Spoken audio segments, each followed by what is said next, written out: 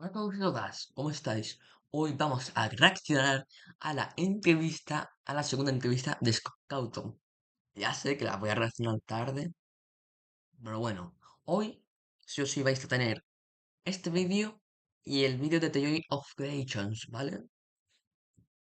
Así que bueno, la entrevista dura 56 minutos, dura una hora, así que bueno, la vamos a reaccionar, ¿no? Ya he puesto los subtítulos al español, porque miré cuánto cuando el entrevista estaba en preestreno, miré si había subtítulos en español y solo había subtítulos en inglés, así que de todas formas la entrevista ya tiene subtítulos en inglés puestos.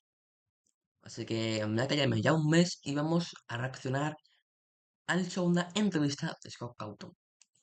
Scott! La he mirado un poco antes, la he mirado un poco por encima, ¿vale? Una parte, solo he mirado una parte que habla de colaboraciones y ya está. No he mirado nada más. Así que comenzamos.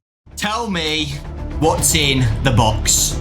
I think as the 10-year anniversary is upon us, I will give this as my gift to the fan base on this 10th anniversary. What's in the box is Va a hablar de la caja. Va a hablar de la caja de FNAF 4.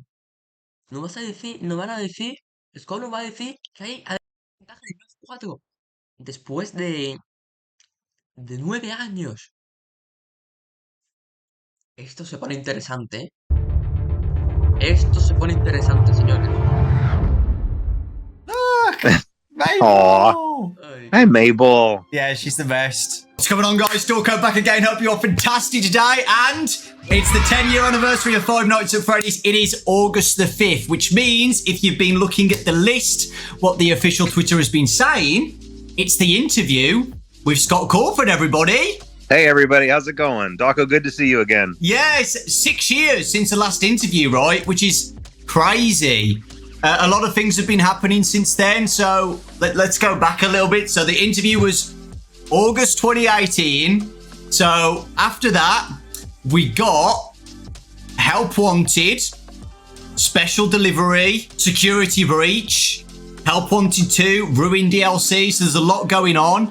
And of course, the future games as well. Yesterday, Steelwall has announced something. I don't know what it is yet because we're recording this, a couple of months before. But guys, whatever it was, I hope you're very excited for it. Future Dorco into the pit as well. Stuff to look for. There's so much stuff to look forward to. And it's really cool that you've done like a week of exciting things for the 10-year anniversary.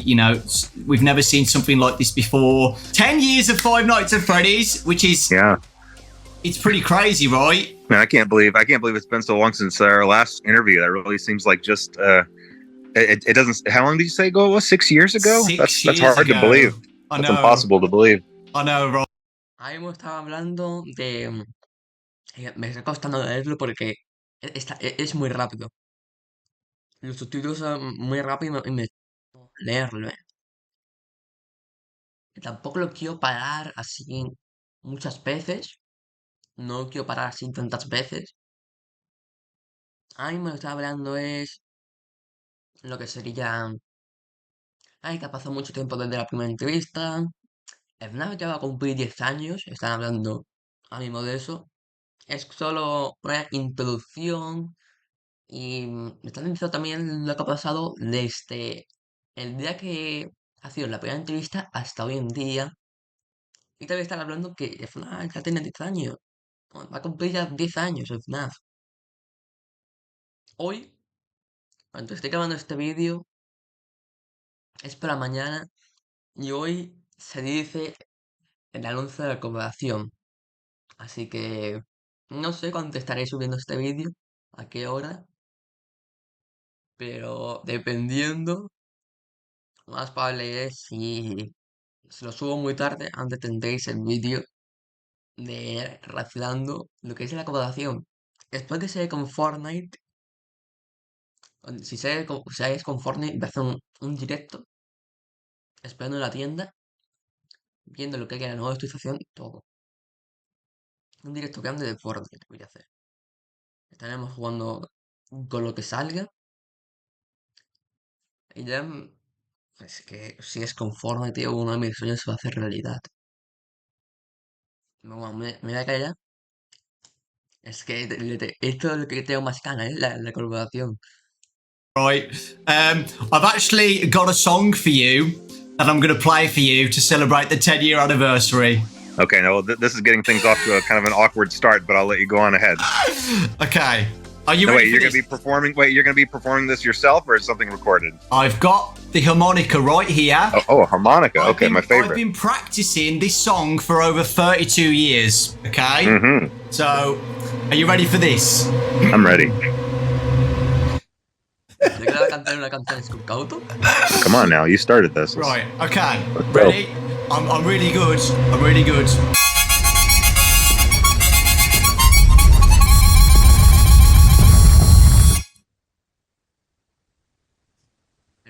Now, I will admit that I couldn't actually hear that. I don't know if your thing was cutting the audio out. Well, I actually played a spell. Oh. The spell is from 1864 by a wizard named Dewey Muscrewy. Okay. That spell has now hypnotized you to tell me all the lore of Five Nights at Freddy's. Oh, geez. Now, I thought we talked about this in advance. Now, listen. This is a bad idea to start talking about lore. All right, well, here, you have to give me specific questions, and I'll see what I can answer for you. I was joking. But I make no promises. Scott, tell me what's in the box. Wow, just direct. Just out and direct, just like that. Yeah. Well, look, okay. It's the 10-year anniversary. Okay. And even though I like to be elusive, I like to kind of tease the fan base. I like to, and I do like there to be an. Le gusta burlarse de nosotros. Me gusta burlarme de la base de fans. Me gusta y me gusta que haya. Qué cabrón, tío. No ha estado. Scott no está tureando durante más de 9 años, tío. Es que Scott es todo un troll, literalmente. An air of mystery about things. Sometimes I do let things go on for too long. And I understand that sometimes things become not fun anymore and things can become frustrating for theorists. So, okay, I think as the 10-year anniversary is upon us, I will give this as my gift to the fan base on this 10th anniversary. What's in the box is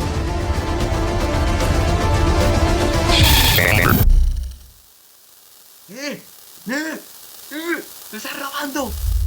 Oh my god. And that's about it. And that's it, man. So like we've been speaking about, 10 years of Five Nights. ¡Qué perro! ¿No acuerdo cuánto lo he dicho? ¡Qué perro! ¡Qué perro, tío! ¡Qué perro! Yo no me dejé con esa intriga, cabrón. Ya está. La caja de FNAF 4 nunca se va a abrir, nunca se va a saber lo que hay adentro. Vamos a morir sin saber lo que hay adentro de la caja de FNAF 4. Esto es increíble. Joder, tío, qué cabrones, tío. Nights at Freddy's, which is a crazy amount of time. I can't believe we're still here. It's been such a journey. So I just wanted to ask you, do you have a highlight moment for the whole 10 years of Five Nights at Freddy's since 2014? I think there have definitely been a lot of satisfying moments. Like obviously, if whenever one of the new games would come out and it would be positively received, that was obviously a huge relief.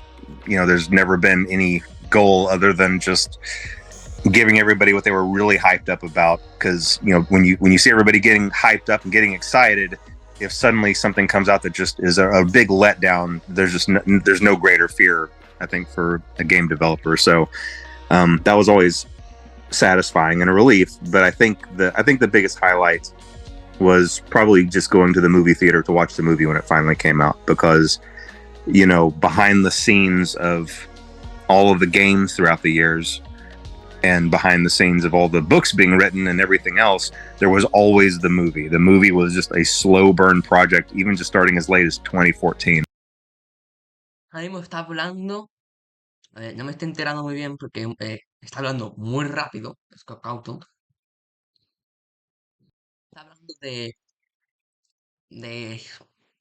que, no sé,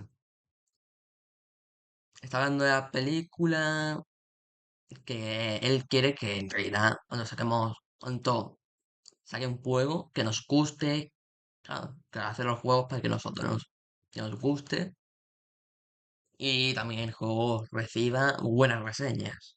No me estoy enterando muy bien porque va muy rápido, va súper rápido literalmente, pero voy a cortar, voy a cortar los momentos importantes, ¿vale? Porque esto parece que no es una reacción, porque no quiero interrumpir que vosotros mientras veáis la entrevista, ¿sabes? No quiero interrumpirlo. Así que vamos a seguir y solo voy a hablar en los momentos importantes. So that has been in the background, being, progressing for almost the entirety of that. No, not almost the entirety of that first 9 years.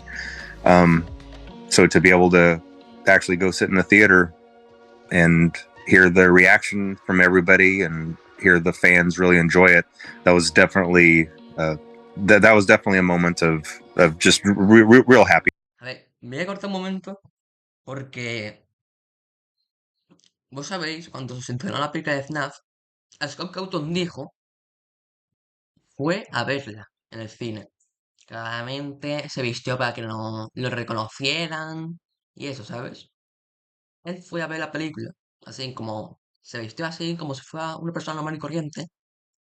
Y él escuchó todos los gritos, toda la emoción. Y eso lo puedo con el corazón, yo creo, realmente. Ve que la gente eh, tiene esa reacción con una película que tú has hecho. Una película que has hecho más de 9 años, así, para que sea perfecta. Oh, es verdad que el guión lo más flojo, hay que decirlo. Pues ya veremos lo que hace con la segunda película. Solo que haga decir eso, ¿vale?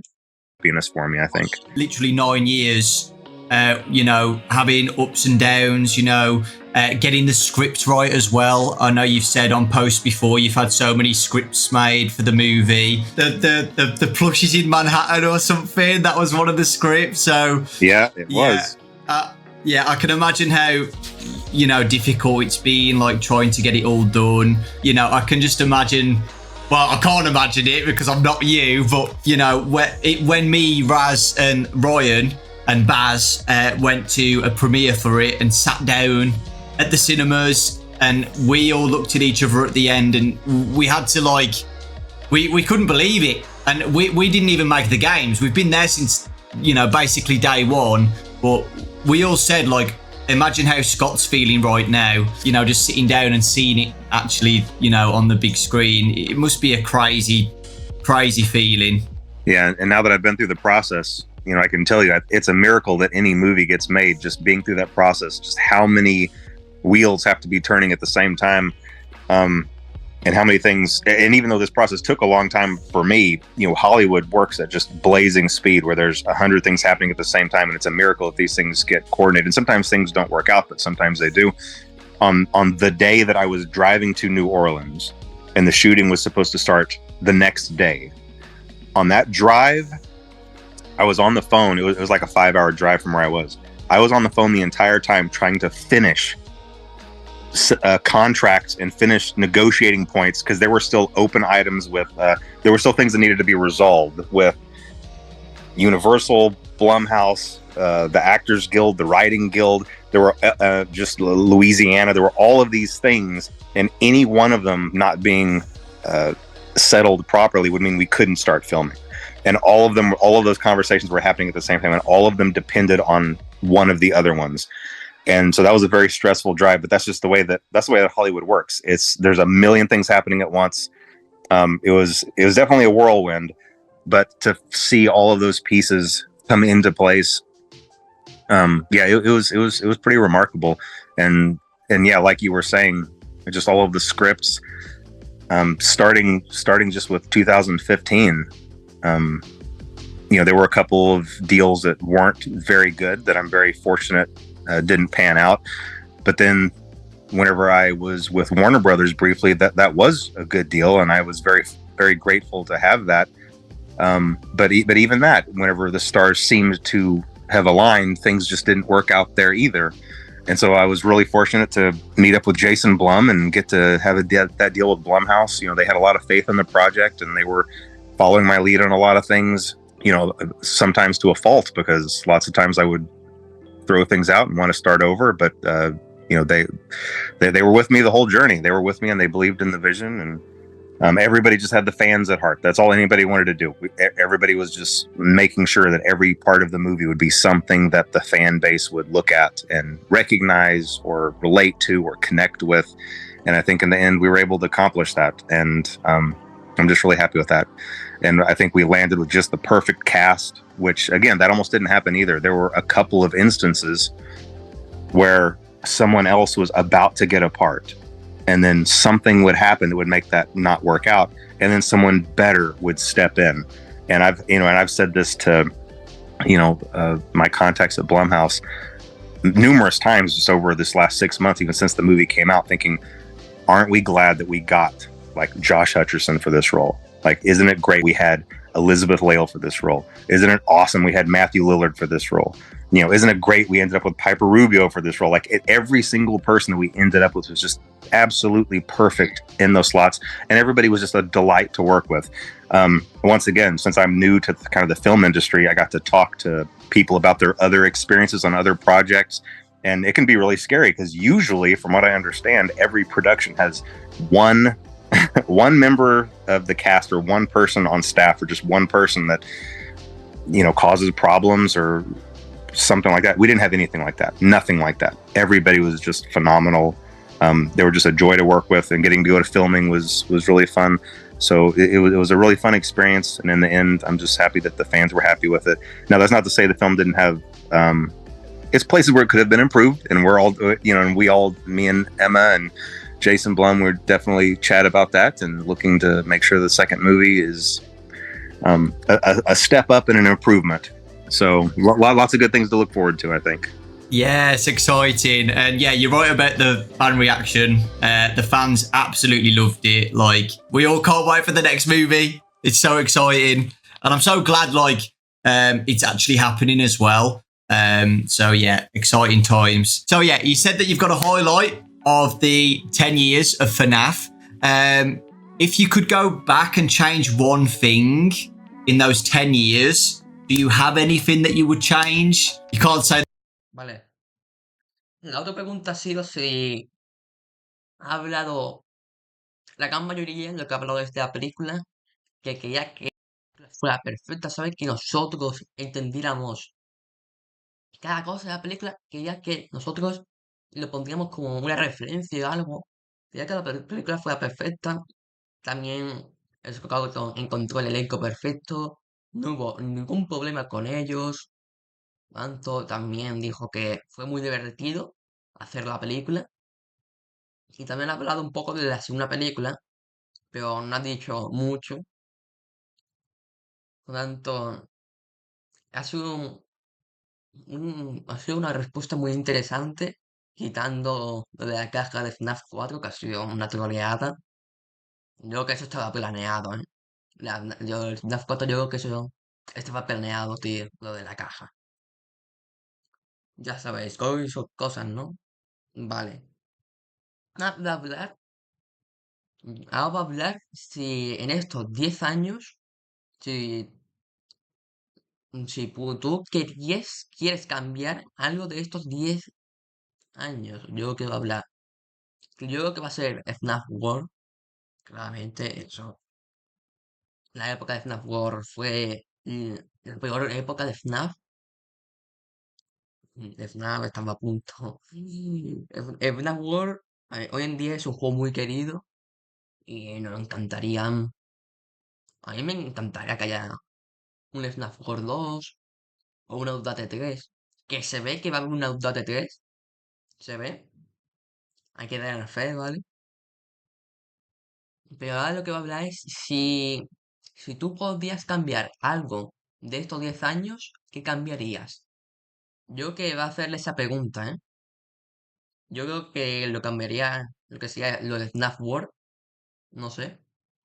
Pero eso ya es pasado y Scott Cawthon ya, eso ya es pasado, eso está solucionado. La gente ama FNAF World. A ver lo que dice Scott Cawthon. In the box. No sé no sé si se cambiaría FNAF 3, que FNAF 3 hubiera tenido más tiempo de desarrollo, porque bueno, hay que- es uno de los peores juegos de FNAF. Sí, el modelo Splinter es la polla, está súper bien hecho. Pero lo que sería, quitando Splinter, lo demás flojea mucho. No, you know, the one thing I would change, I wish I could go back and have one more shot at FNAF World. I really, really do. Um, I know it still would probably definitely be the oddball in the series, no doubt. And maybe it would still have been a poor decision in general, but there were just a lot of bad decisions made at the beginning of that project that doomed it from the start. Like I was making it with mobile in mind, so it was a really slow resolution. I was thinking about it as a game on the phones. I tried to make the whole game on one frame in Click Team Fusion. That just means I wasn't allowing it to be as big as it could have been. I was trying to cram it all together for my own convenience. There were just several decisions that were made that really hindered that. And also, I was in a rush because I was getting a little arrogant, thinking that hey, anything I make is going to be gold, you know. And I definitely ate some humble pie with that really, really quick, and I learned that is not the case. And so I've tried to be very careful to not make that mistake again after that. But yeah, you know, if I could go back and change one thing, I wish I could maybe work with a different developer and just really make it a high resolution game, get in some really good graphics, maybe get someone else to, you know, help me with those graphics. And it could have been a good game. Who knows? Maybe somewhere down the line, if I get really antsy about it and have a lot of free time on my hands, maybe FNAF 2 or FNAF World 2 might be a thing. Yeah, I was about to say Habla de FNAF, está hablando de FNAF World y de FNAF 2, ¿eh? that you know you could still get a different company to do a FNAF World game. It's not over yet. I think I've said this to you before. I love FNAF World. I think it is so underrated, and I always say FNAF World is underrated. I love it so much. There's just a charm to it. I really do, and I know you don't like it, but I absolutely love it, man. I really do. I love everything about it. If I had allowed myself to work on it for one more year, just like really double its development cycle and let it be a high res game, I bet it would have really been something. But like I said, who knows? Maybe for the sequel someday. Let's move on to Steelwall, the amazing Steelwall Studios. That was the next game after Ultimate Custom Night. Help Wanted, one of my favorite games in VR. I absolutely loved it. What has it been like working with Steelwall? Were you Vale. Ha dicho es que lo que haría, si él podía volver al pasado, hecho es alargar el desarrollo de FNAF World y de FNAF 2. Yo creo que lo que ha dicho es eso. Alargar el desarrollo de esos dos juegos. A ver, FNAF 3 también le hace falta. No he hablado de FNAF 3, FNAF 3, yo creo que le haría falta. Que hubiera estado más tiempo de desarrollo. Solo estuvo 3 meses, yo creo, en desarrollo de FNAF 3. Le hacen falta el FNAF 3. El FNAF 3 sí le hace falta. El FNAF 2 bueno también. Que FNAF World, no. El FNAF 2 también. También puede que le haga falta, pero FNAF 2 tiene su encanto, como es. Y bueno, FNAF 3 sí le haría falta. FNAF World también me hubiera hecho falta un poco más de desarrollo. Porque lo que comenté al tráiler al final fue algo diferente y Scott Cawthon ahí la cagó, hay que decirlo. Pero van a hablar de Steve Wool. Van a hablar de Steve Wool. Van a hablar de Steve Wool ahora. Y ahora mismo, Dauco lo que está diciendo es que FNAF Wanted, yo que es uno de sus juegos preferidos.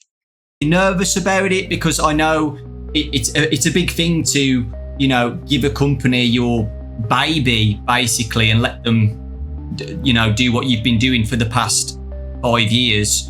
How was it for the first time letting someone else work on FNAF? I was really nervous about it. I was really nervous. I went several years still doing it by myself, even after I had the financial ability to pay other people. Again, I wasn't in that mentality of being able to do that. So even though I could have done that, I was still doing things just all by myself, all the way through Pizzeria Simulator. Yeah. But by then it was I knew that it was getting too much for me. I knew that I had to find another partner for it, and I was scared of that because there are stories all over the internet available about just games that went completely wrong because of games being mismanaged in the hands of development companies. And I'm sure that all of their pitches on the surface would have sounded the same, but I really got lucky. For that reason, I really feel like I got lucky, because whereas I probably could have accidentally ended up with a company that did botch something, I didn't. I think I really honestly believe that I landed with the best, just one of the best development companies. They've been just a pleasure to work with, and they've done a really great job. This last one they did, Ruin, I thought it was just so much fun. And I think that might be my favorite thing that they've made was Ruin. And the things that they have planned, which I'm not going to talk about right here, but the things that they have planned are really exciting too. So yeah, I've been really happy. It's been a really good experience. Well, I'll tell you, on Help Wanted, I was going to throw in, I'm happy with how Help Wanted came out, because at the time, and I don't have this anymore. I don't have a VR setup anymore. But whenever the first Help Wanted came out, I did have a VR setup. So I was able to beta test. And of course, I was leading the charge to want to beta test my own games. I got into the Funtime Auditorium and I noped out of it. I took the headset off, and I immediately got on the phone with Steel One and said, I'm not doing it. I'm not going to test it. You test it. You're going to test it. You'll find someone else to test it. I didn't even get jump scared by Foxy. I was just in there in the darkness, and I knew I wasn't going to do it. And I never played it again. And I never played Help Wanted. And I never played Help Wanted 2 either. And I'm not going to. People need to understand it though, right? Because in the past, like when I've obviously done videos on Help Wanted 1 and 2, I get a comment saying like, it's not that scary, you're overreacted, it's not that bad.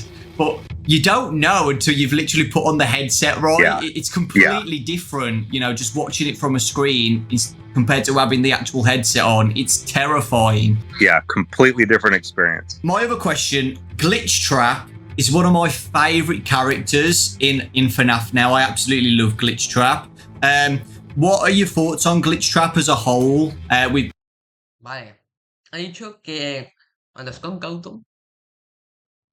Scott le dio la responsabilidad a otro estudio que haga los videojuegos FNAF, él estaba muy nervioso.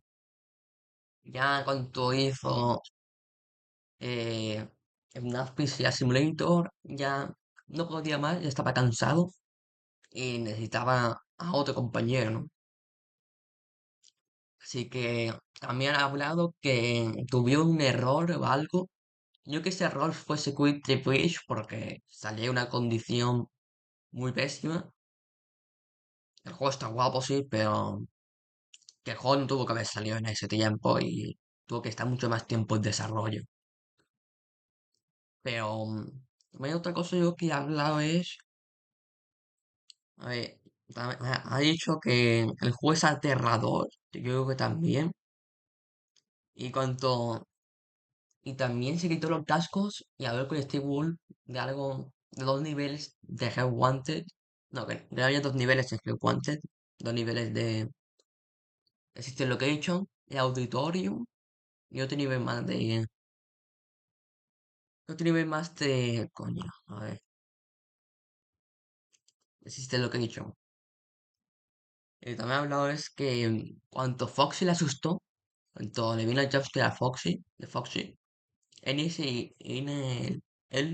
se inmutó, no se asustó. Pero me has dicho que el juego da miedo. La verdad es que yo nunca me he asustado jugando Help Wanted, pero hubo un nivel que se estaba cagado. El nivel este de DLC de Dust, de DLC de Netbear, hay un nivel de Foxy, ¿no? que no me acuerdo cómo se llamaba. Prefiero llamarle Jack o Foxy, pues ya sé que no se llama así, pero claramente es un personaje que viene era de descendencia de los Jacos, ¿no? Se nota. Este es el único nivel que me ha asustado de Head Wanted. Ese nivel que me ha dado más cague. Y un nivel que sí me ha dado mucho susto ese. Me cago encima unas cuantas veces. Ese nivel es el único nivel, claro que eso. Pero vamos a seguir. Ya van a hablar de Glistrap. ¿Hay lo que dice Scott del Glistrap? No, Glistrap no. Sí. With the development of Help Wanted. I love the character, and I know that this is kind of one of the places where I know that there's a little bit of a divide with maybe me and the fan base, or maybe just within the fan base, because I always lean sci-fi. I have a tendency to lean sci-fi, even though I try to come back into the roots of the supernatural instead. But I can't help my inclinations to lean sci-fi. So anything that involves possession of AI or possession of machines or circuitry, that I love that sort of thing. So I love the idea of glitch trap. I'm not a huge fan of the name, and here's the way that these things happen. Okay, and this happened with burn trap too. Whenever I'm in the planning phase with Steel Wool, we come up with temporary names for these characters. Whenever we're doing the pre-production document, I'll say, oh, well, he's glitchy. We'll call him glitch trap. Oh yeah, he's burned. We'll just call him burn trap. But then those names get embedded in the source code because they use those temporary names also. And once they're in the source code, and once someone finds them in the source code, that's it. Like that's the canon name now, and there's nothing I can do about it. And hopefully we're learning our lessons going forward to maybe find I don't know, to just hone in on a better process there. Because yes, I love the character. Not a huge fan of the name, but it is what it is for now. It's the name. I love Glitch Trap's name. Can you think of a name, like, on the spot, like what you would want to call him or not? Oh, I have no idea. But you know what? A good example is Nexus, from Ruin. Now, that was a character where, even in just my design of the game, I thought that through, and I came up with that. And I'm really happy with it. I really like that name. It's a really cool name. But now, see, if I didn't have one of those ready to fire off, I might have thought up something like, I don't know, Purple Trap or AI Trap, or just something temporary, and then that would have been the can name. That would have been so much worse than Nexus. So after Help Wanted, we got Security Breach. Were you happy with the release of Security Breach when it first? Vale. La que he hablado es que Scott Cwathon ha dicho es que Glister es un personaje que le gusta mucho, pero su nombre no le gusta. La verdad que Glistrap, Spintrap, la verdad que el nombre nos dice que es William Afton, pero es The Mimic. Así que lo que he dicho es, le gusta mucho el personaje, pero no le gusta el nombre, ¿sabes? Pero ha hablado de Mexes. No sé si ha dicho que quiera ponerle el nombre Mex. No sé si ha dicho un ejemplo de un nombre que le pegaría bien a la lista, Mexus. O no sé, pero habla de Mexes. Así que yo que Mexus sea la traducción al español. Ha dicho que el nombre de Mexes sí le gusta, pero no he podido leer si el personaje le gusta.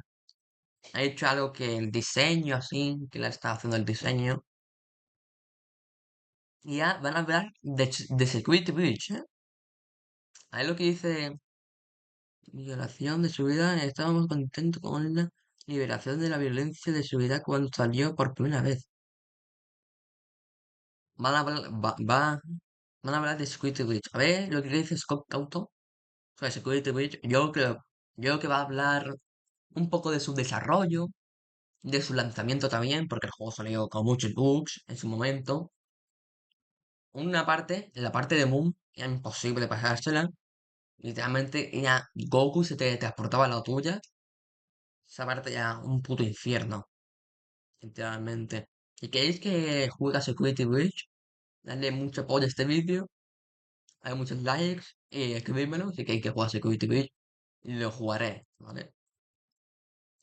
Security Breach es un juego que me gusta mucho, pero se ve con muchos bugs en día. Tendré unos cuantos bugs así, ¿no? Pero hoy en día el juego está muy limpio de bugs y hoy en día el juego es muy disfrutable. En su momento estuvo bien el juego, pero tenía muchos bugs, o sea, el problema. Así que vamos a seguir con la entrevista. Just came out. Security breach. There's a really big story behind that. That was definitely a challenging period, and a lot of things just didn't align up perfectly for that. And there were a lot of reasons for that. I mean, obviously, I hear lots of studios and things kind of blame COVID for stuff, but there is a reason for that. COVID took well structured work systems and suddenly scattered them and expected the work to continue to flow. And it just doesn't work that way. From my understanding, I'm pretty sure most, if not every member of Steel Wool got scattered across the country and were trying to just carry on with the workflow.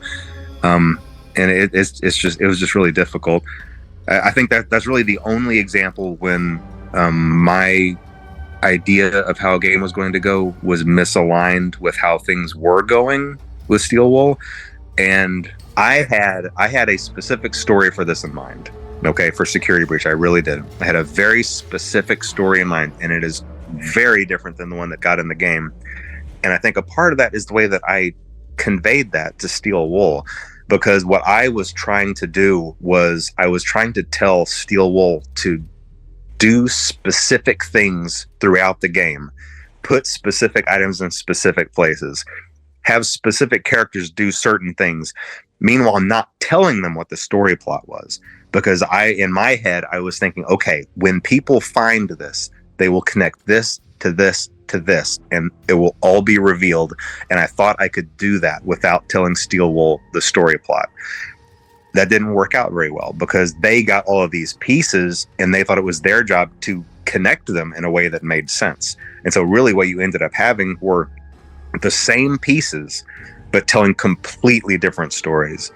And since I was trying to kind of tell a specific story with mine that went a certain direction, they were taking pieces I didn't fully understand and trying to craft a story out of them. And again, I don't blame them for that. I blame myself for that, because I guess what I should have done is just said, hey, here's the story. Here's why these pieces are here. Here's how they're supposed to connect. And I can give you a really easy example for this. And I'm hesitant to say this because I don't like messing with the lore, but I think in this case, it's okay. When it comes to Burn Trap, originally, Burn Trap was never supposed to move. He was supposed to just be something you saw in the corners, or like if you were walking past machinery, you might be able to peek in between two things and see him in the corner or propped up against a wall, almost like a some kind of decaying movie prop. And you never fully understood what his purpose was. And he had a very specific purpose, and I'm not going to say what that purpose was, but realistically, he never moved. Well, obviously that's not what we got in Security Breach. In Security Breach, we got a capsule opening and purple smoke flowing out and him climbing out and coming to get you. And so it's just not quite the same thing. So, but anyway, it didn't turn out the way anybody wanted. But hey, whenever that happens, just like whenever I stepped in it a little bit with FNAF World, me and Steel Wool got together. We were like, look, all that matters now is making things right by the fan base. That's all that matters. We all had the best intentions going on. We all wanted to make a good product, and we went in and we made Ruin for it. And I hope that redeemed the game, and I feel like it did, because I think it was really great. And anything that we do going forward that continues that story or has those same themes, I think we're just going to be in a much, much better situation to continue on. So, the Ruin DLC came out a year ago now, which is crazy to think about. Time's going so quickly, and the fan reaction to that was amazing. Everybody loved it, and everybody's looking forward to what's next. The ending of Ruin, with a specific character that came out, a new character into the games, the Mimic. Any thoughts on the Mimic? Vale. Ha dicho que el juego no salió tan bien, que no, las piezas no encajaban, estaba así, la historia, las piezas no encajaban, la historia no era tan buena, había cabos sueltos también. No, el estudio no se alineó muy bien para el desarrollo. Sí, el desarrollo de Security Breach tuvo muchos problemas. Y también Scott Cawthon ha dicho que Bootstrap no se iba a mover. Que Bootstrap no se iba a mover.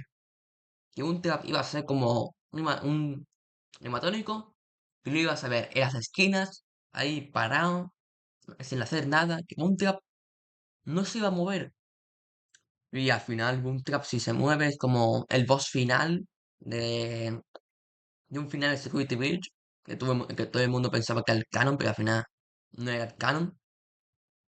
Así que Bootstrap iba a ser como. Ya iba a ser como un maniquí. Mm, Es increíble. Bueno, Security Breach, lo que ha dicho del desarrollo fue así un desastre. Así. El juego al final no salió como lo esperaban. Querían hacer un producto de calidad, así. Pero bueno, al final Security Breach salió como salió. Y Bootstrap, lo que se ve que iba a ser un maniquí, pero al final terminó siendo un boss. Así que, bueno, no se sabe lo que pasó ahí, no se sabe por qué cambiaron eso, pero bueno, ya se sabe, ¿no? Que la idea que Scott Cawthon, la idea que tenía con Bootstrap era que fuera un maniquí, ya está. Y ahora van a hablar de The Mimic, el nuevo personaje, el nuevo villano, y que dirían, no sé si The Mimic va a ser un mejor villano que William Afton. Es que lo malo es, yo que sí, William Mimic va a ser un mejor villano que William Afton. Claro, porque los juegos de FNAF antes, la historia no se podía contar así muy bien. Esto apenas como un juego de terror. A ver, si quieres contar la historia y eso, pero como estaba hecho el juego, ya muy difícil contar la historia del juego. Así que, claro, un juego como en plan Security Breach es más fácil contar la historia, pero un juego así en plan como FNAF es mucho más difícil contar la historia. Así que, ahora vamos a ver lo que dice Scott Cawthon del nuevo personaje de Mimic. Que, bueno, The Mimic es un personaje de los libros, porque la primera vez que se dijo el nombre de The Mimic fue en un libro, y la primera aparición de The Mimic fue en Ruin, y esperamos que The Mimic salga en el nuevo juego. Sea muy interesante. I cannot share any thoughts on the mimic other than I really really like that character. This is a character that I really like and I'm really excited about. I think it's a really terrific antagonist, and I don't think it's the last that we've seen of the mimic. That's all I'll say. Yes. With that, do you have a favourite character in? Ya está. Eso es lo que ha dicho The Mimic. Bueno, lo que ha dicho, simplemente, The Mimic es un buen personaje, puede ser un buen antagonista. Bueno, lo único que ha dicho este Mimic. Lo siento. Lo único que he dicho es que The Mimic es un buen personaje. Scott Cawthon ha dicho que también le ha gustado mucho. Y eso es lo que ha dicho The Mimic. Ahora sabemos la opinión de Scott Cawthon sobre The Mimic. No, el villano, justamente, la única aparición fue en Ruin, al final del DLC, así que estaría guapo que haya un juego mm, más inventado en The Mimic para saber más de historia y eso. A ver, ya sabemos la historia de The Mimic. Pues estaría guapo, ¿no? Un juego que dé más profundidad a Mimi, que sea como más importante el personaje. No, el siguiente juego de FNAF va a ser los inicios de Fazbear Entertainment, así que sí, también pueden hablar de The Mimic, porque The Mimic estuvo en los inicios de Fazbear Entertainment,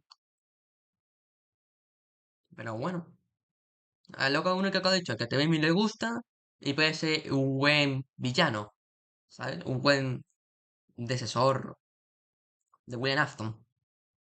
Así que yo que lo que va a decir ahora, di que sí, tienes un personaje favorito. In the Steelwool era of games? I mean, music.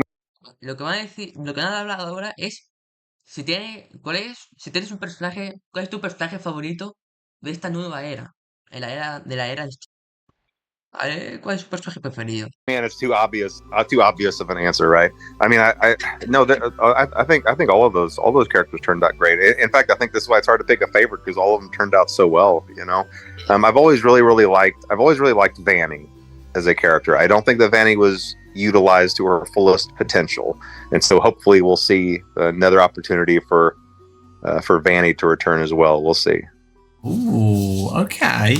Moving on to the books. So the books have been amazing. I've been doing little summary videos on the channel with Fazbear Frights. That was awesome. How has it been working on Fazbear Frights? Vale.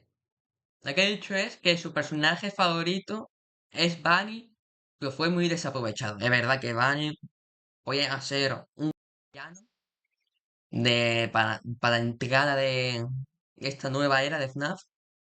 Era que Bunny ha sido un personaje muy desaprovechado. Tenía mucho potencial, pero al final quedó en 5 apariciones y ya está. La única vez que vemos a Bunny es en G-Wanted 2, al final del juego. Y Security Bill, que es el villano principal. Pero villano principal, no sé. Porque para ser villano principal aparece solo 5 veces. Lo que dice Scott Cwathon es que Bunny es un personaje muy desaprovechado. Y es verdad. Bunny es un personaje que tiene mucho potencial. No, pero si un día hacen un remastered o algo de Security Bridge, estaría guapo que le den más protagonismo a Bunny. O sea, hacen como un reboot o algo, que lo más probable que nunca lo van a hacer, pero está guapo que le den más protagonismo a Bunny. Estaría guapo. Y ahora van a hablar de los libros.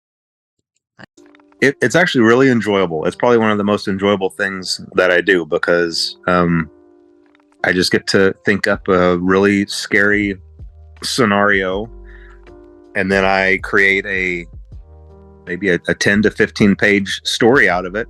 And then I have writers that I work with, obviously, and they take that and they really flesh it out and fill it out and add the details and turn it into a full length story. And I get to kind of just really see it come to life.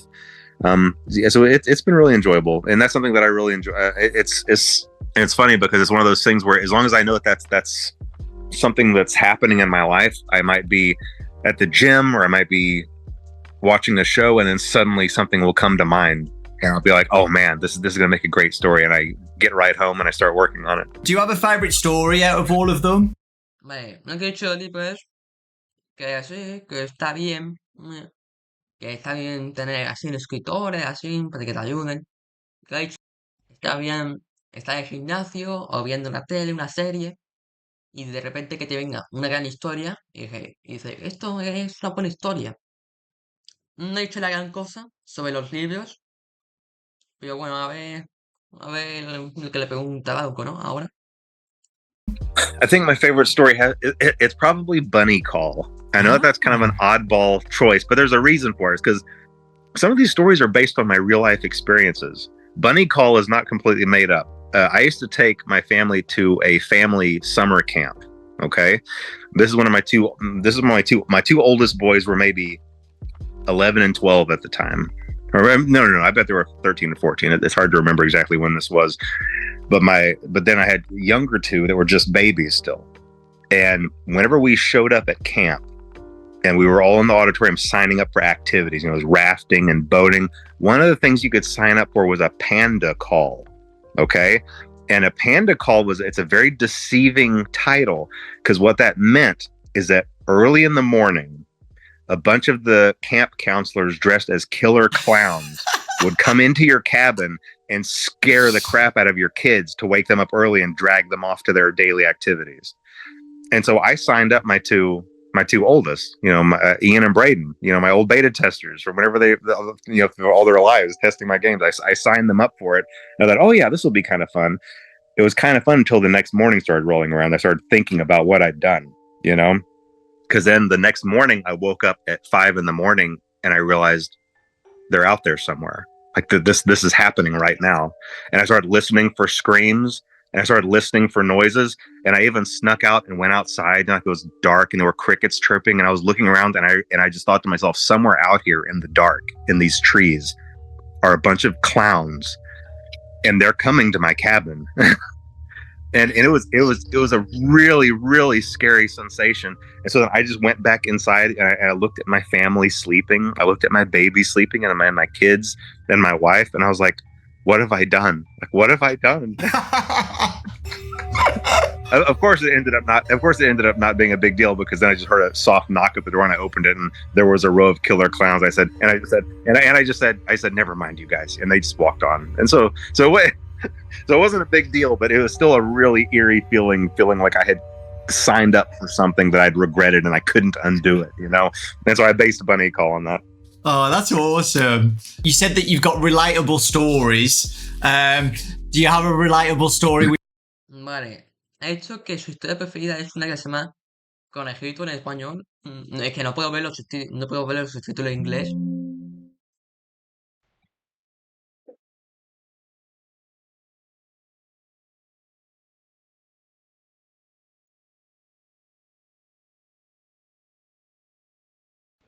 Lo siento por ese corte, ¿vale? Es porque me había salido algo de la batería, que tenía muy poca batería en portátil. Pero retomando lo que ha dicho es, lo que estaba diciendo, esta preferida es una que se llama Conejito, que no he podido ver la traducción en inglés. O sea, una historia de Father Fry, más probable. Pero él dijo que una noche en su cabaña, de repente empezó a escuchar gritos, así. Empezó a escuchar gritos, cosas cayeron, así, gritos. Él se despertó, fue a la sala corriendo, a un lugar, y miró por el lado de la oscuridad.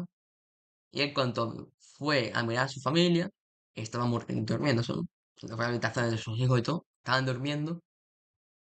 Y hay una historia en los Faber Flight de que es un payaso. Y él también había hablado de payasos asesinos, que pensaba que habían payasos asesinos en su casa, en su cabaña. Así que interesante, ¿no? Una anécdota. Puede que con él, por culpa de eso, ella haya pensado que era la historia esa de los Fireflies de un payaso que no sé cómo se llama, pero bueno. Hay una historia de los Fireflies que el protagonista, bueno, el antagonista es un payaso animatrónico. Que puede que esa historia la haya creado gracias a esa anécdota que lo ha dicho ahora Scott. Es interesante. Vamos a continuar. With Fazgoo? Look, okay. Listen, anytime there's a series of a whole bunch of different things, you're going to have some that are great, and then some that's like, well, like what was going on with this? You know, I don't know how to explain the Fazgo. I'm sure I had something in mind that was really great, but you know, they can't all be winners. Now I will say a couple of the other ones that had real life connections. You know, sometimes you hear about people talking about their sleep paralysis demons or whatever. That's never really made sense to me, but now it kind of makes sense to me, and I don't know why it does. Yeah, every once in a while, a person you'll wake up, but you'll still be paralyzed in your sleep, and for some reason, I guess in that moment, you're still half dreaming, and so you have a tendency to still maybe see something before you fully wake up. And the Blackbird creature was mine. That creature on the cover of Blackbird is my sleep paralysis demon, because I was on vacation, I was by myself, and I don't know what the circumstances were. I feel like I was taking a midday nap, but I woke up with a jolt, and for a split second, I saw that thing standing over me, and I couldn't move, and my body was tingling, and I was just frozen up, and I was just so disoriented after that. But I never forgot that, and I knew immediately after that, it's like, I've got to get this into a story somewhere, like this crazy looking creature. That is crazy. That is absolutely crazy. I've never had sleep paralysis, so I don't know what my creature would look like, but I hope it doesn't look like that. I don't think it's a normal experience. I don't think it's an experience you should want to have. I don't feel like it's a healthy thing. So if that hasn't happened to you, I think you're in a good place. Do you have a least favorite story? Vale, yo que ahora mismo estaba hablando de los libros y yo que había dicho, no he entendido muy bien la pregunta, la que había dicho algo, no la puedo leer, pero es que ha hablado algo de la parálisis de sueño, que de repente, que él tiene como un demonio que se llama, vea como conejo negro, yo creo que podríamos decir la traducción, Era un nombre muy raro, ¿vale? No se me ha quedado muy bien.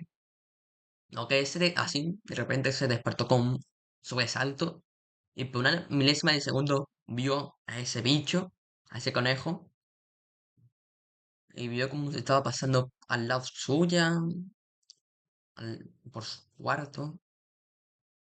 No sé si él tuvo una parálisis de sueños. Yo, claro, si se levantó así de repente con un sobresalto, la parálisis de sueño es que te despiertes y no te puedas mover. Eso es lo que es una parálisis del sueño. No entendía muy bien la pregunta, pero yo que no sé lo que le ha dicho algo que no lo he podido leer. O sea, algo así. Se ha dicho algo así, sea algo así. Y ahora la pregunta es, ¿tienes una historia que menos te guste? Ahí no son. Yo pensé que iba a decirle preguntas más interesantes, pero o sea, más para saber lo que le gusta a Scott Cawthon menos que eso de sus creaciones. Ah, vale. Vamos a ver cuál es la historia que menos le gusta a Scott Cawthon. Yo que sea de lo que sea, ¿no? De los Fireflies o de los From the Pixaplex. No sé, a ver lo que dice. I don't know. I think it probably might be the Faz goo, or no. I mean, come on. It's got to be the one where the guy gets pregnant with Springtrap's baby. I'm not sure what I was thinking about. Again, that's one of those things where, oh man, this is going to be really creepy. But then you step back and look at it from afar, and you're like, I don't know if this is a good idea. And I swear I wasn't picking on Matt Pat. That wasn't a story designed with Matt Pat in mind. It really, really wasn't. Listen, whenever you're doing these stories for this long, eventually you just run out of names, and you're going to cover all the names. Yeah. Eventually I'll get around to Dawko. And so if you see Dawko in one of these stories, it's not something personal. It's just because I ran out of names. I don't know. Dawko is a very specific name that you'd have to get to. I probably have a few more to go through before I get to that, so you don't have anything to worry about. When doing my summary videos, and I know a lot of people say the same, people who loved Goosebumps when they were kids find these really relatable, right?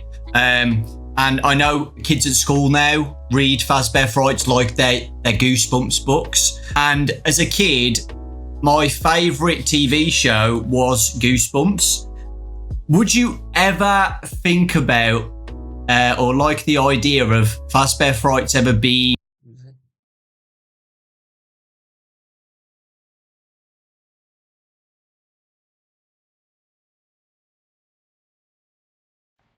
No sé, vale. Su historia menos favorita es el hombre que queda embarazado por Springtrap. Bueno, lo entiendo porque es una historia muy rara esa de los Fireflies, donde un señor queda embarazado por Springtrap, pues no sé, puede que se haya salido por el culo por un lugar más doloroso. Es verdad que esta historia así muy random, una historia muy rara.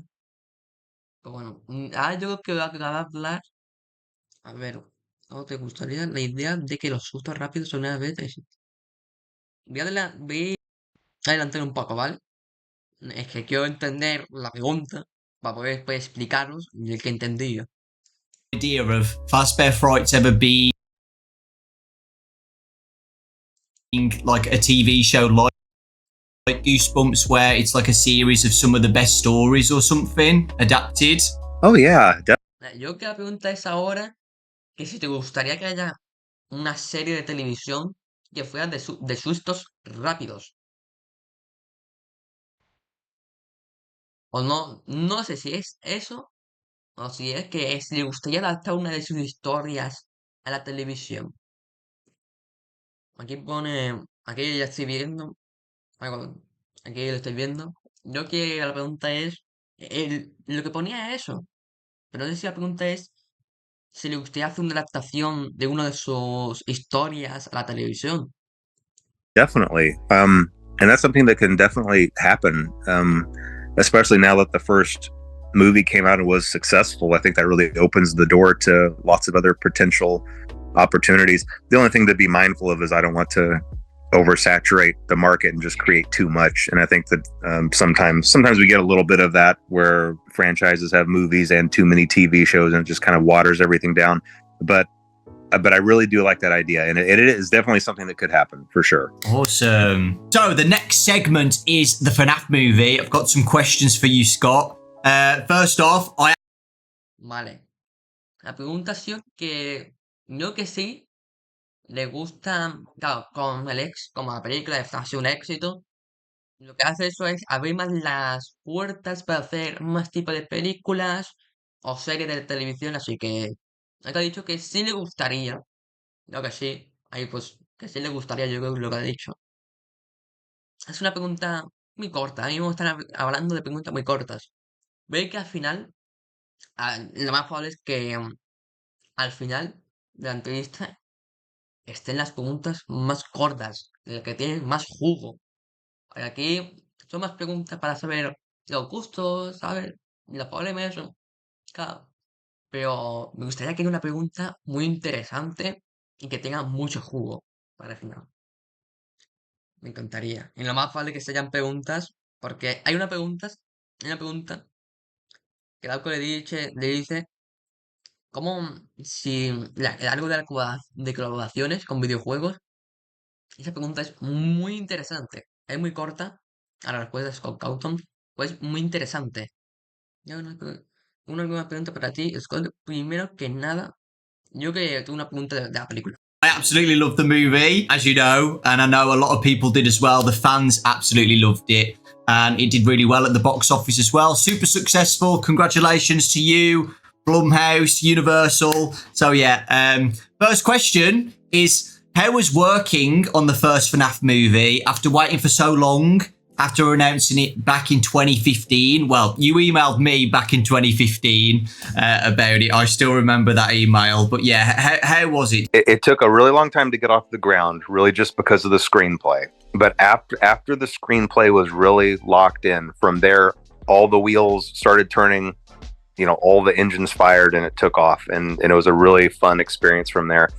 And really the screenplay just had a lot of challenges because of what it was. And it's really, throughout all of those years, I worked with a lot of different directors, a lot of different writers, a lot of really talented people that eventually would end up leaving the project, but still really talented people.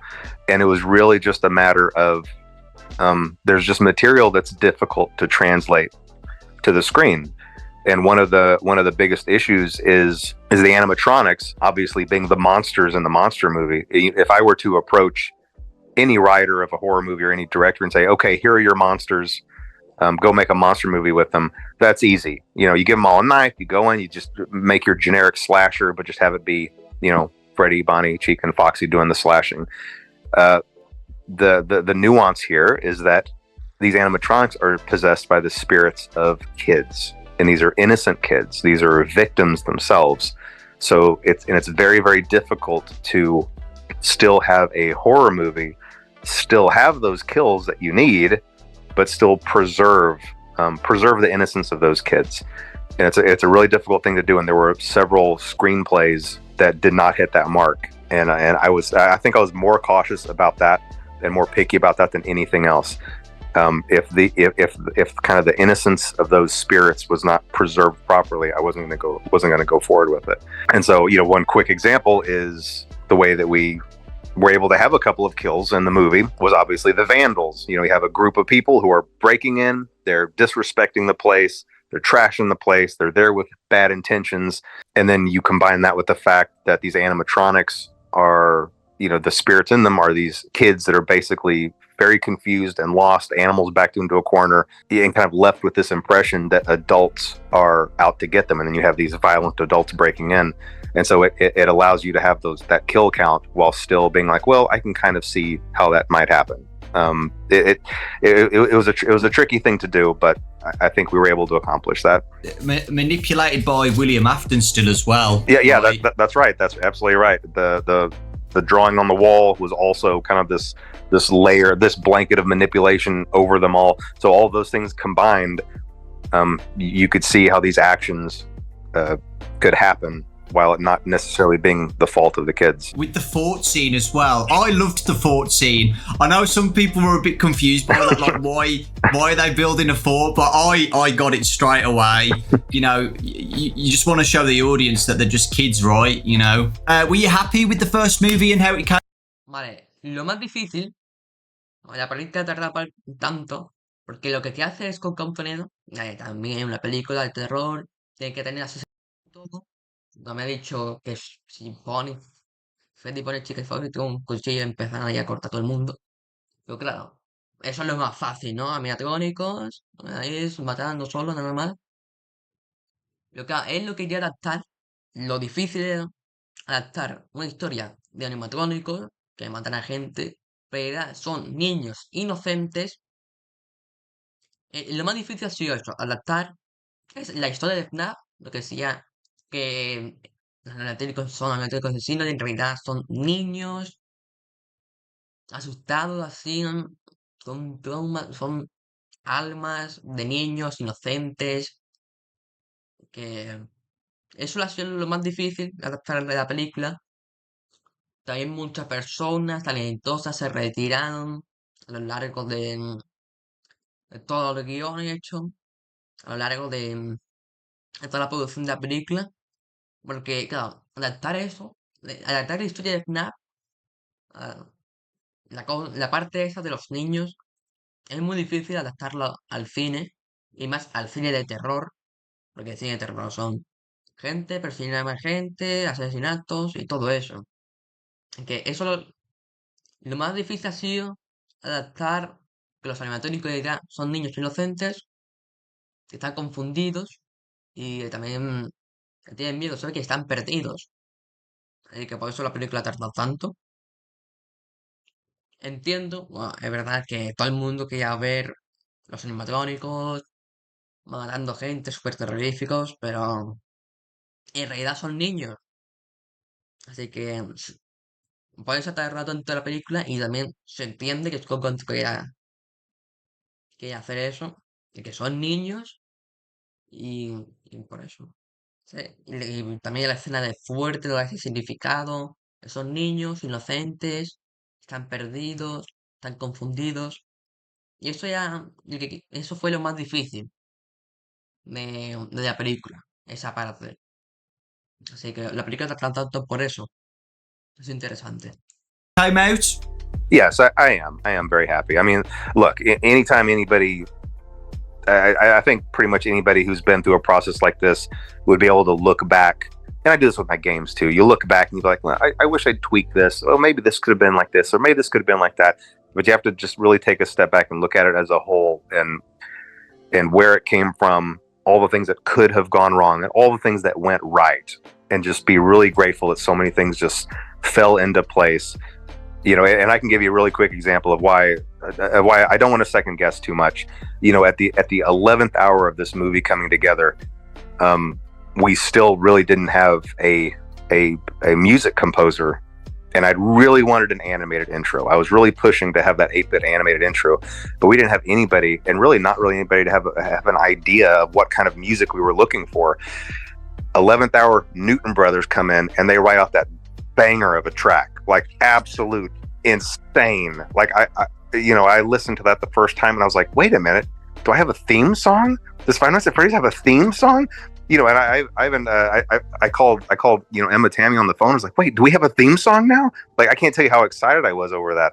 And you better believe you're going to hear that again at the beginning of the second movie too. I mean, that was just so incredible. The Newton Brothers just knocked that out of the park.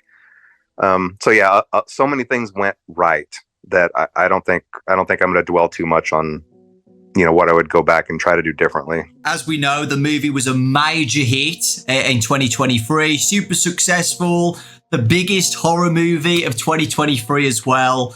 How does that feel seeing that happen? It's Vale. Lo que ha dicho ha sido muy rápido. Una parte ha sido muy rápido y no he entendido muy bien lo que.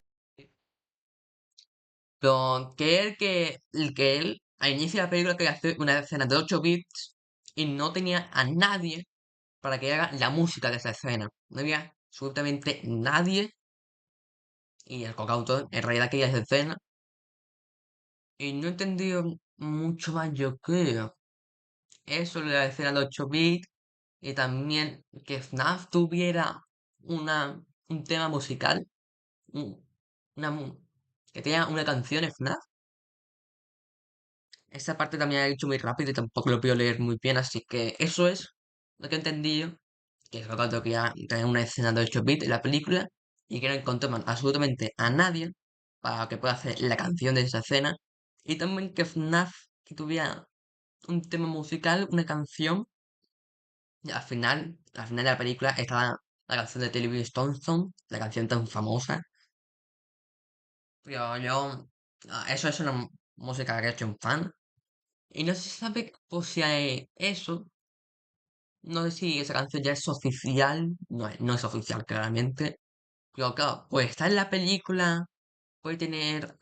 Puede que sea una canción oficial de FNAF. No sé. A ver. En 2000, lo que van a hablar es que FNAF ha sido la película de terror más exitosa de 2023. Además, cómo se siente al ver eso.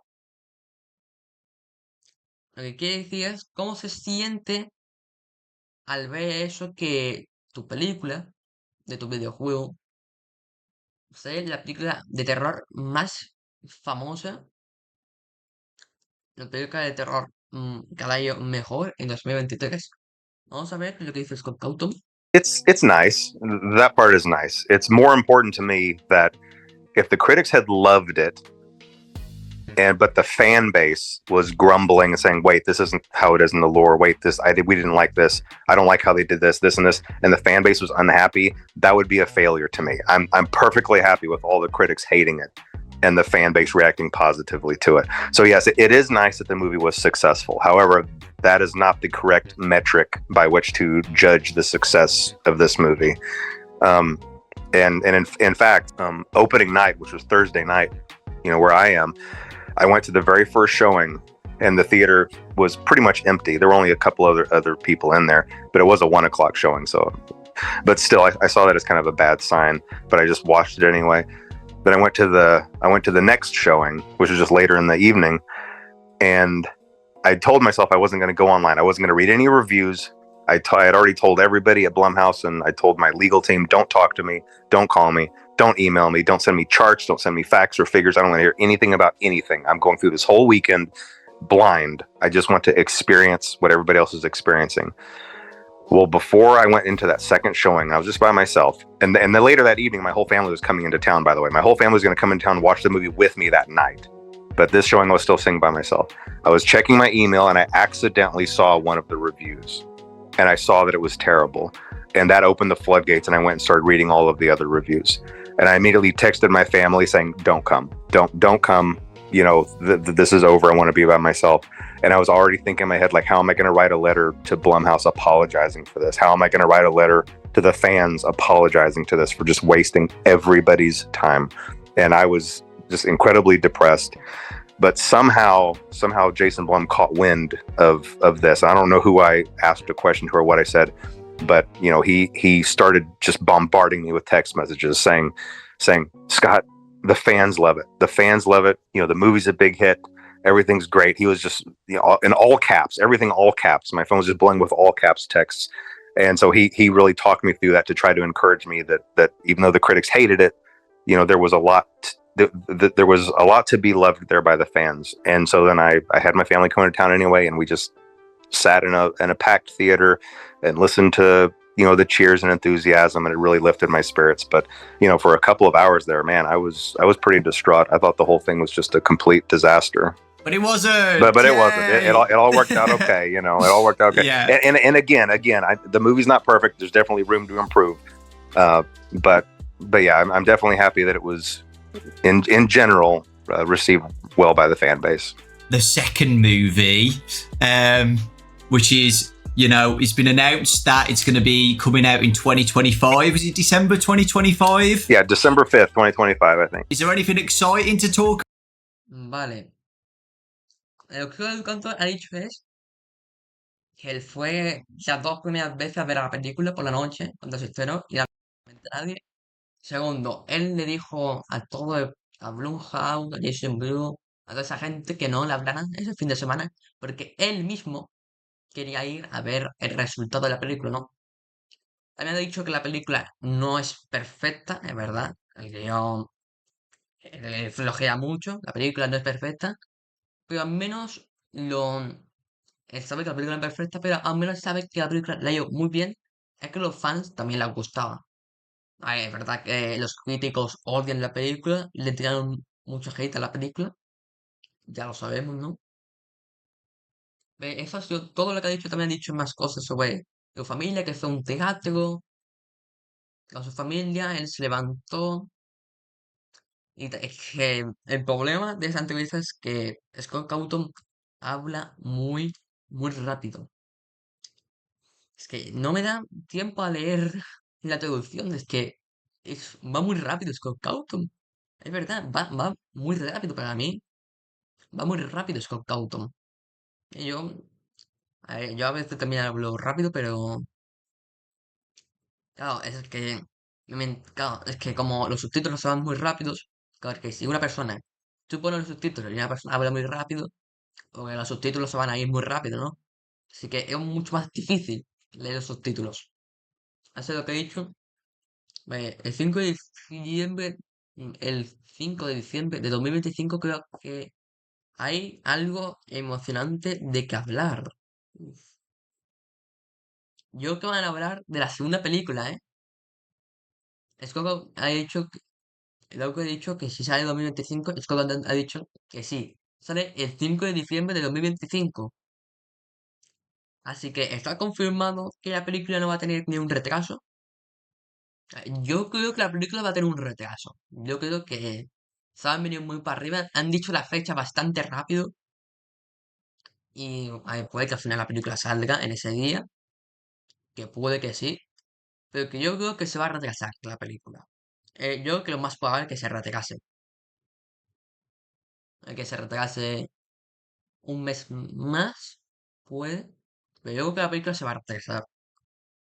Yo creo que la película se va a retrasar. Yo que sí. Ya se verá lo que pasará. Porque claro, si dicen que la película va a salir el 5 de diciembre y dicen que puede que la película se retrase, así que ahora mismo el desarrollo de la película va bien. Esperemos que vaya bien en todo el resto de la película, ¿no? Talk about on the second movie? Anything you want to say? I'm not going to give away too many details, but I will say that I'm following kind of the same formula where the first movie is focused on the first game. So I'm going to try to carry on that tradition onward with future movies. And I think that that is absolutely the way to go. And I think everyone's going to be really excited for what's planned for the second one. You know, the first one was really challenging because it's so much setup. It's like, how do you establish all of this? But now that we have that launch pad, where to go from there came a lot just more natural. It felt a lot more natural. And we were able to really craft just a really great story, I think. And I'm really excited about it. And I won't say anything more, but I'm really hopeful that everyone's going to really love what's gonna come around December 2025. Yeah, so exciting. And is Emma back and everything? Oh yes, yeah, well? Emma's gonna be back. She did such a great job on that first one, you know. Yeah, that's really good having the same director. So now we're going to be talking about. Lo que ha dicho es que la película, sí, va a salir el 5 de diciembre. El Matami ha vuelto. Lo que ha dicho es que no va a revelar muchos detalles porque claramente sí quiere guardar la sorpresa, ¿no?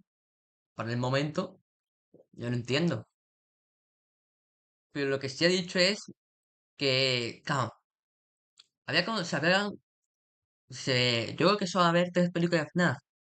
Pero como Scott te han dicho, para futuras películas, en plural, puede que si la tercera película y la segunda le van bien, puede que tengamos más películas de FNAF. Lo que ha dicho él es que va a ser como una ruta, ¿sabes? Una fórmula. La fórmula va a ser que cada película se va a centrar en juego. La primera película de FNAF fue el primer juego. La segunda película de FNAF va a ser del segundo juego. Y lo más probable es que la tercera película de FNAF sea el FNAF 3. Así que puede que la segunda película de FNAF tenga una escena post créditos donde veamos a Springtrap agonizando. Estaría guapísimo. A mí me encantaría. Tener el mismo director, sí que a ver, vamos a ver. Ya queda poca de entrevista, ¿eh? Espero que haya una pregunta muy interesante. Into the Pit, the new game that's coming out by Mega Cat Studios. We just got the trailer, another trailer, a couple like last week, and it looks amazing. It looks so good. How has it been working on the game based on a Fazbear Fright story? It's definitely been a unique experience. You know, I first started talking to Meg. I mean, it's been years and years since that game has been in development. And originally, it was just supposed to be a little novelty one-off. It's like, oh yeah, here's this little company that makes 16-bit cartridges, and that was immediately appealing to me because I'm all about the Super Nintendo. And so if I could make something that would come on the Super Nintendo cartridge, you know, sign me up. That was the most exciting thing, the most exciting product I'd ever worked on. It was still just supposed to be a novelty, but as the development went on, everybody was looking at it thinking, this looks pretty good. This actually looks really good. And so they just kept on going with it. They could have stopped a lot sooner, and they could have stopped with just a little simple novelty game, but they just kept going. And I kept looking at thinking, yeah, keep going. And they kept going, and I would keep looking at it. It just turned into this big, full-fledged, full-sized game. So we obviously decided to venture away from strictly the cartridges, so that everybody can be able to play it on Steam and everything. But it's really unique. It's just a really, really unique game, and I do love that it really gets into just this really gritty these kind of gritty graphics that I haven't seen since, well, I guess since the late 90s, whenever you had those point and click type adventures and you had that real kind of that pixelated art style that can be really creepy at times. I don't know. It's going to be a really unique experience, and I think that everyone's going to really be excited about it. I really do. Awesome. I can't wait to play it. How has it been working with Mega Cat? Vale, la que he dicho es que Into the Pit, el juego Into the Pit, iba a ser una pequeña novela. Una pequeña novela de 16 bits, como si fuera un cartucho de Super Nintendo. Es que cuando también ha dicho que le encanta la Super Nintendo, así que también le gustan los juegos antiguos. Es verdad que a mí también me gustan los juegos antiguos, me gustan los juegos con píxeles, ¿sabes? Que sean de píxeles, me gustan los juegos antiguos. Tiene un encanto, ¿sabes? Tiene un encanto único.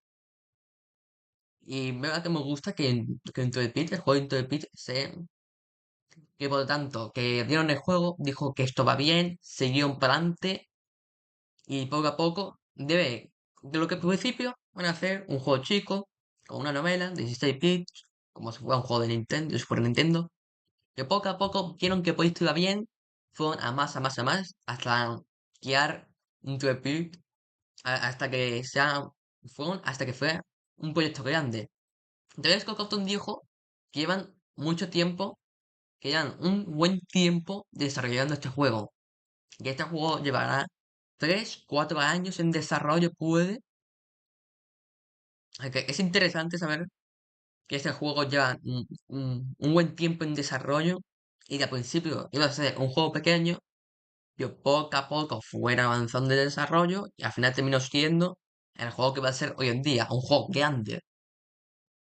Así que es interesante cómo querían hacer el videojuego y cómo va a terminar siendo el videojuego. No sé, Interpite va a ser un juego chico, pero al final va a terminar siendo un juego muy grande. Y claramente, este 8 de agosto estamos en directo jugando Into the Pit. No me lo voy a pasar en un directo, así que haré más directos pasándome el juego. El juego es muy interesante y un juego que tiene que estar muy guapo, tío. No puedes esperar para jugarlo. ¿Cómo ha sido trabajar con Megacast Studios? Vamos a ver cómo... Vale, le voy a preguntar cómo ha sido trabajar con Megacast Studios, que es el estudio que está haciendo el juego. Studios then. Oh, it's been great. It's been really great. I really haven't had to give them. I mean, I have have had to give them direction, but for the most part, it's been weird. They would go into the hole for 6, 7, 8 months at a time, and I wouldn't hear anything from them, to the point where I thought, is this okay? And I would even, I talk to the other people that I work with, like, is this game okay? Is this going to be okay? Are they okay? Do I need to check on this? Do we need to check on them over there? But then I would get an update, and it would just be all this crazy new stuff and all this crazy detail, this fluid animation. It's just crazy, crazy, crazy stuff. And then they'd go back into the hole again for 5, 6, 7 months. And then we just repeat that cycle. But now here we are finally at the end of that road. And I think it's just turned out really great. Like I said, really unique. And I think everybody's going to really like it. The reaction to the trailer has been amazing. All positive feedback about it. Super excited. People love it. The story of Into the Pit as well. Into the Pit's probably my favourite Fazbear Fright story. So with all the positive feedback about it, what do you see for the future? Vale. Ha sido lo que ha dicho es que lo que he dicho antes, ¿no? Que el proyecto iba muy bien. Cawthon ha tenido que dirigir unas cuantas veces el proyecto, porque es normal, su proyecto. Pero en 7 meses así, y en cada tiempo está dando información. Cada estudio está dando cómo iba el juego. Y cada vez el juego era mucho más loco y mucho más interesante. Así que Into the Pit no es para que no haya sufrido ni un retraso y nada. El juego yo creo que ha ido súper bien, súper fluido el desarrollo. Y eso está bien, porque si un juego va bien en el desarrollo, eso significa que va a ser un muy buen juego. No es lo que le pasó a Security Breach, por desgracia, que al final salió como salió. Pero Into the Pit se ve que va a ser un gran juego. Y ya le tengo ganas de jugar, ¿eh? Va a ser la polla Into the Pit. Ahora van a hablar de un spin-off. ¿Qué ves para el futuro de los spin-offs de FNAF? Yo que le voy a preguntar, ¿eh? A ver, la opinión de Scott Cwathon sobre los spin-offs de Five Nights at Freddy's. El último spin-off que vamos a tener va a ser el juego de carreras de FNAF, Five Nights at Freddy's, que saldrá en 2025. Este 7 de agosto sale la demo, la jugaremos. No he hecho jugarla en directo, pero puede que haga puede que haga un vídeo, pero no sé, me gusta mucho más hacerlo en directo, tío. Ya veré lo que hago, ¿vale? Ya que ya un mes y vamos a continuar con, con la entrevista. Me está gustando mucho la entrevista, ¿eh? Me está gustando mucho, tío. Of FNAF spin-offs made by other studios in the future? Oh, it's definitely a possibility. In fact, I'd really like them to start working on Fetch. I think Fetch would make a really good game after this. Some stories obviously cater more toward being a good game than others, but there's something really scary about the thought of something always being out there and kind of watching your house, and then trying to come in and do things for you. Like, this is kind of a scary thought. The thought that I might be online shopping looking for a specific thing, and somehow something out there is hearing that and receiving that, and then gonna come to me, sneak inside and put it somewhere without me knowing that it was there. It's just a creepy scenario. It's a creepy setup. And I think it'd be a really cool game to have to stop this thing, because obviously Fetch was out doing a lot of menacing things, to have to sneak around a neighborhood and stop this thing that's sneaking around so undetected. I don't know. I think it'd be a really cool game. So hopefully that'll be the next project. We'll see. As the franchise has grown bigger, what challenges have you faced with running a... Vale. El siguiente juego que quiere hacer Scott Cawthon, así en spin-off, es el juego de Fetch. Interesante. Yo creo que sería muy aterrador, muy interesante hacer un juego de Fetch. Así que el siguiente juego del fan. El siguiente juego del. Ya. Bueno, el siguiente juego del. Coño. El siguiente juego de Fireflies que vamos a tener es Fetch. Interesante, ¿eh? No es probable que lo haga Megacat Studios porque. Bueno, Megacat Studios ha hecho Indigo de Peak. Y también está muy interesante ver lo que hace con Fetch, ¿eh? Está muy interesante un juego de Fetch, tío. Yo que estaría guapo. A ver lo que. Bueno. a franchise of this size, is there anything you could be doing better? I think something I should have maybe been doing better is I should have had a better structure in place as far as people to talk to the fan base. You know, I've always kept that on myself all during the years, and in the early years, I think that worked great because it was a little indie game, a little indie community, and then me, the indie dev, just chatting with the community and talking. But as the years go by and the franchise gets bigger and bigger, I don't know. I feel like I've slowly kind of lost touch with the fan base. Unfortunately, it's not that same. It's not that same relationship that it used to be. I really used to enjoy chatting with everybody and just kind of I don't know. And I guess that's expected because FNAF is more of a big. It's kind of just kind of a bigger thing now, and it's bigger than one person, and I can't just pretend like I can hop online and chat with everybody and solve everybody's problems anymore. Used to, I kind of could. I could just go in there and chat with everybody and resolve little problems as if it was like just a squabble on a forum. I can always just step in and solve it, but it's just not the same. And I think that I should have realized that sooner. And I'm really only realizing that this year, that I really need to have a better structure in place. You know, and the fan base deserves that. The franchise deserves that. The fan base deserves that, to have more people in charge and running a Twitter page and official news feeds, you know, an official news feed, so that there's not so much confusion about what's real and what's not real, and real news and fake news, and is this confirmed, is this not confirmed? You know, I could have avoided years of that if I just kind of had a better structure in place with people to listen to, and like I said, a news feed and someone else to just provide better answers to the fan base. So I'm trying to get all that in place. And I really think I think it would just better serve the fan base. I think everybody would be a little happier if it's not just me trying to jump in and straighten things out when needed. Yeah, I think the Twitter's a great idea. We're recording this in June, but you know, it was announced today. The schedule for what's coming out during that week is really exciting and really good. So people, you know, can get excited for the anniversary. They kind of know what's coming, which is really exciting. And you know, communication like that, you know, it's you know, people have really appreciated that. So thank you for doing that. And looking forward to seeing what happens next on the Twitter, what they announce. And apart from the second movie to look forward to, is there anything else? Vale, lo que ha dicho es que antes, como era más chico, como era FNAF, antes era una franquicia más chica y eso, que era más fácil resolver dudas chicas y eso, claro, que como en cuanto a FNAF era un juego chico, pues Scott Cwathon podía ayudar, ¿no? Más, porque serían dudas chicas. Y sí, y Scott Cwathon me dijo que sigo perdiendo el contacto con los fanáticos de FNAF en Sister Location, y cada vez como la story, como FNAF se hacía mucho más grande, él no podía intervenir para ayudar a su comunidad a resolver unas cuantas cosas, unas cuantas dudas. Y también ha dicho una cuantas cosas de feliz, así, que no he entendido muy bien porque, ya he dicho, es que va muy rápido hablando.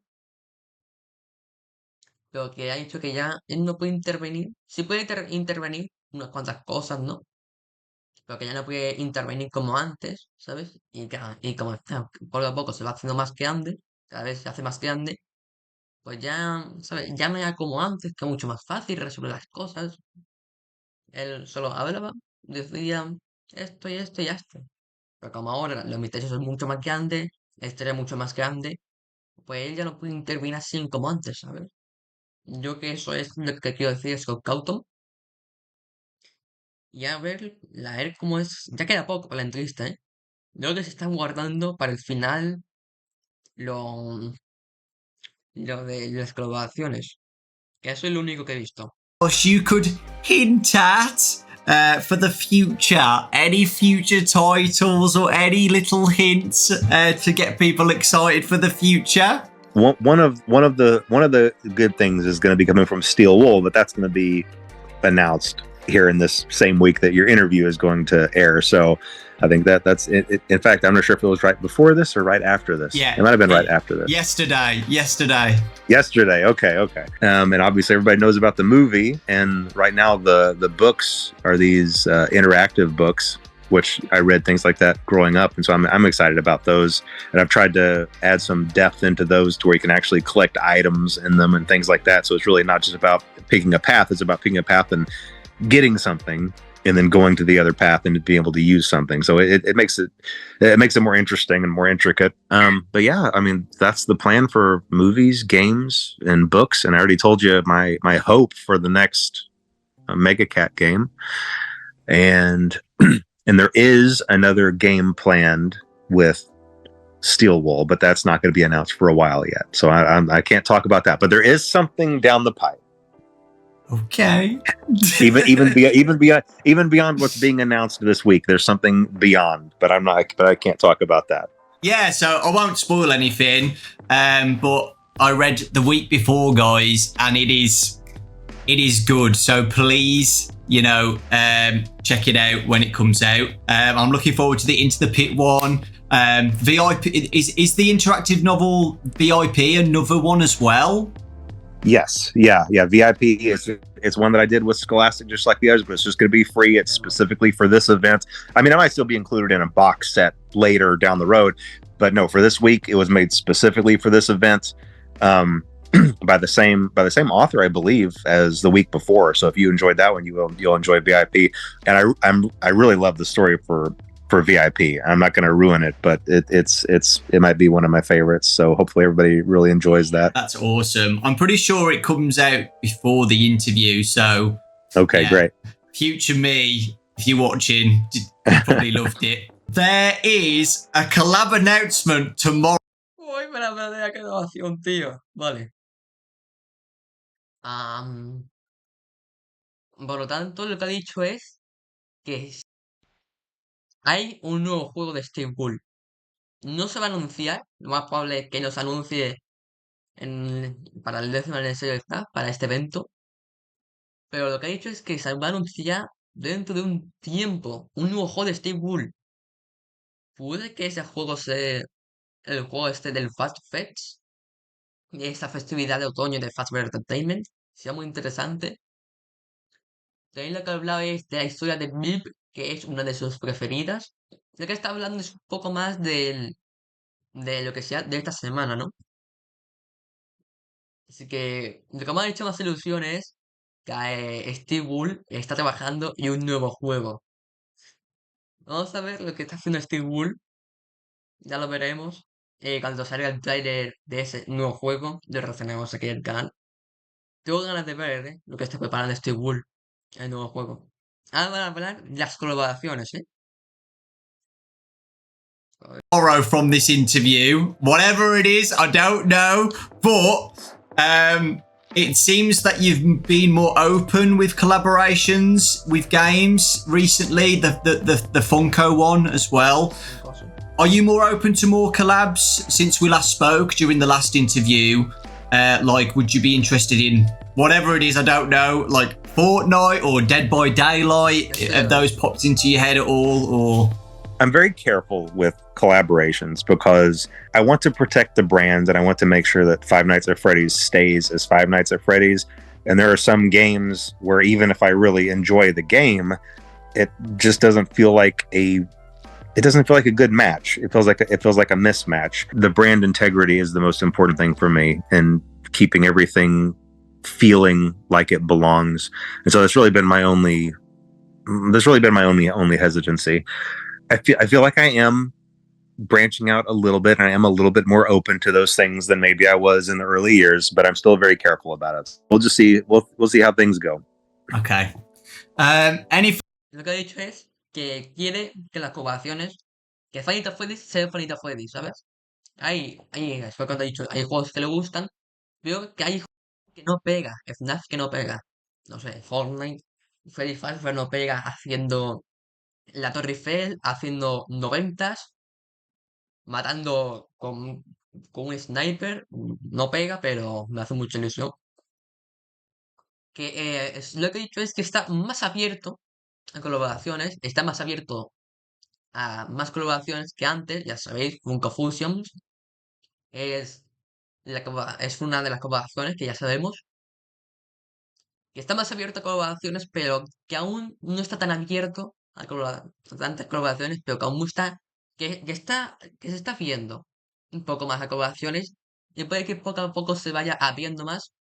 Pero la única excusa sin que tiene, lo único, así en plan que quiere que FNAF sea FNAF en esas colaboraciones y lo más probable es que FNAF pegue en juegos de terror, así en Dead by Daylight, es un juego de terror, así que ya se ve que está abierto a colaboraciones, pero que él ahora mismo lo que va a hacer son colaboraciones que peguen con el FNAF, ¿sabes? Que juegos que peguen con Final Freddy's. Así que puede que Fortnite aún no sea el momento, pero esa es la única colaboración que le tengo ganas. Y si... Entonces eso significa que Stumble Guys queda fuera de juego. No va a haber una colaboración con Stumble Guys. Entonces, perfecto, es un juego de mierda. Y era un juego de mierda de móviles. Así que vamos a ver la sesión de preguntas. Anything else you would like to add to finish off the interview? Let's see here. No, I mean, I think things are in a good place, and like I said, I think the things that are on the horizon are all things to be excited about, and I think that everybody's going to really enjoy. The things that the fan base really going to enjoy. And I wish I could talk about those more, but I don't feel like I can. So, do you think we're going to have another interview in 10 years' time? It doesn't have to be 10 years. We can try to do this a little bit more often. Like, what, every 5 years? Yeah, every 5 years. There we go. Okay. Shaking your hand. Just make it a regular thing. Okay, awesome. The biggest thing that everybody has been begging me for this interview when I announced it is the box. That is, everybody just wants to know anything about it because it's the biggest mystery out of the whole 10 years of FNAF, I would say. Maybe Midnight Motorist is number 2. But yeah, I'd say the box is the biggest mystery that everybody wants, like even a tiny snippet of something. Help. Okay. Well, I can try to give somewhat of an answer to that, even though it might not be extremely satisfying for a lot of people. So I would encourage people to turn off the interview if they don't want an answer that they might not be happy with. But whenever I'm making these games, there are a lot of things that are in my head that are just flowing ideas. And when I have them and put them there, it's the first half of something. It's like a string or a rope, just like reaching out. And I know that what's there on the other end is there. I trust that it's there. I know that it's there. And then whenever I progress forward, the rest of that just reappears. The rest of it appears and just fits into place perfectly. That's how all my games have been made. I feel that there is something there, and I make the roads to get there for that to be revealed. But then sometimes when things do progress, the roads aren't always the same roads as the ones that had been planned before. And so what that means is, even though at the time something was definitely there, something was definitely reaching out to be there, and I could feel that it was there, the progression of the story didn't go there. And so those strings never got pulled on, and those and the other half of that idea remained in the ether, remained in my subconscious. All of that to say, there is something in the box, but I never pursued it, and I don't know if I can find it again. And I think that that's the best answer that I can possibly give for that. Scott, thank you so much for the interview. Myself and everybody really does appreciate it. We're looking forward to the future. We're looking forward to this week. Future me is probably stressing out, playing all the demos and getting ready for Into the Pit in a few days. I'm so excited for Into the Pit. I really, really am. And all the fanverse stuff as well. My Pop Goes and The Joy of Creation, that demo. I'm looking forward to playing all of those as well and reading the new book. There's a lot in that week. I'm going to just be MIA that whole week. I've already told my friends and family, like, I'm not going to be here for the whole week. Don't call me. Don't text me. I'm going to be in this room just doing everything I can that week. And yeah, we really do appreciate it. So yeah, I think that's it. Which is really weird. That hour went so quick. Thank you guys for watching. Again, I appreciate you guys. Thank you. Without you guys watching the channel, you know, I wouldn't be doing this in the first place, interviewing Scott. So it really does mean a lot to me. Thank you so much. And yeah, I hope you all have a fantastic 10-year anniversary week, and you're all enjoying yourselves playing the demos and reading the books and stuff, and are excited for Into the Pit and Steel Wars announcement as well. That's so exciting. But yeah, thank you, Scott. I appreciate it. So yeah, we'll both leave now.